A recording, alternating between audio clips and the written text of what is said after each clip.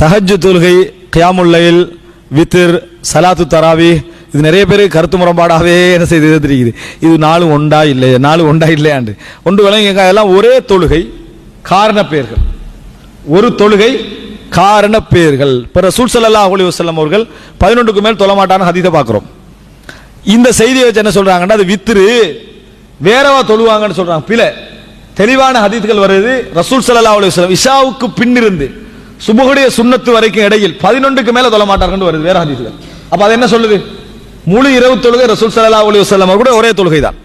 பேர் எப்படி வருது என்று சொன்னால் ஹஜத என்று சொன்னால் தூங்கினான். இன்னொரு கருத்து என்ன தெரியுமா? எலும்பினான். இது மின்னல் அல்தாத்னு சொல்லுவாங்க அரபுல. ரெண்டு நேர எதிர் கருத்து ஒன்றுக்கு வரும். தூங்கினான கருத்தும் இருக்கு, அதுக்கு எழுந்தாண்ட கருத்தும் இருக்கு. அதனால தஹஜ்ஜுத் என்று சொன்னால் தூங்கி எழுந்து அல்லது இரவுடைய கடைசி பகுதியில் தொழுகிற தொழுகைக்கான பேராக அதை என்ன செஞ்சது வந்தது. அப்ப அது உண்டு. இரவுடைய கடைசி பகுதியில் தொழுகிறதா சிறந்த அடிப்படையில் தஹஜ்ஜுத் என்ற பேர். கியாமுல் லைல் என்ன? இரவுல நின்று வணங்குறது. அதனால அந்த கியாமுல் லைல் என்ற பேர் வந்தது. வித்ரண்டா என்ன?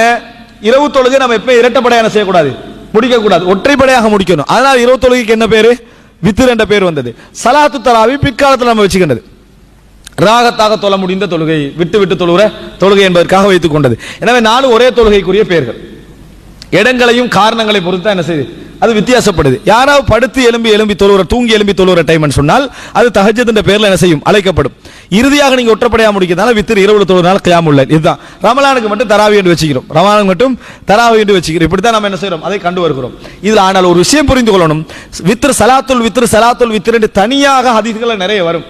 அது ஏன் வரும் என்று சொன்னால் இரவு தொழுகையுடைய அந்த இரட்டைப்படை யாருக்கு தொழ முடியாதோ அவர் அட்லீஸ்ட் ஒற்றைப்படையா முடிச்சிடணும். இரட்டைப்படை யாருக்கு 2, 4, 6 தொலை கிடைக்கல, அட்லீஸ்ட் அவர் என்ன செய்யணும், ஒரு ரக்காத்தா என்ன செஞ்சிடணும், தொழுதிரணும்.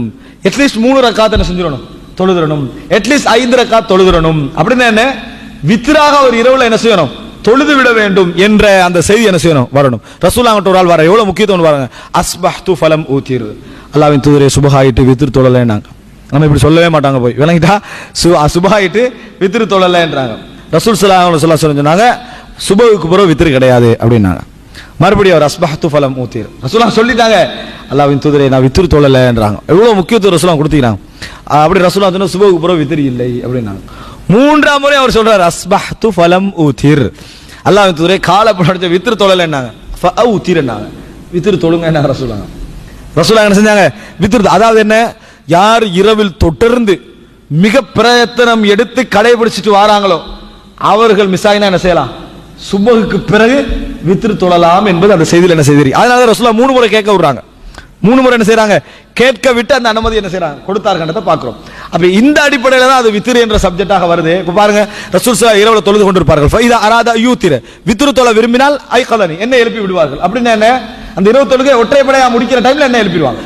அப்ப நான் எழுப்பி 3ஆக இருக்கலாம், 5ஆக இருக்கலாம், நான் 3 அல்லது 5 என்ன செய்வேன், தொழுவேன் அர்த்தம் என்ன செய்ய வருது. எனவே தஹஜ்ஜுத் தொழுகை என்பது ஸ்பெஷலான இந்த தொழுகையும் அல்ல.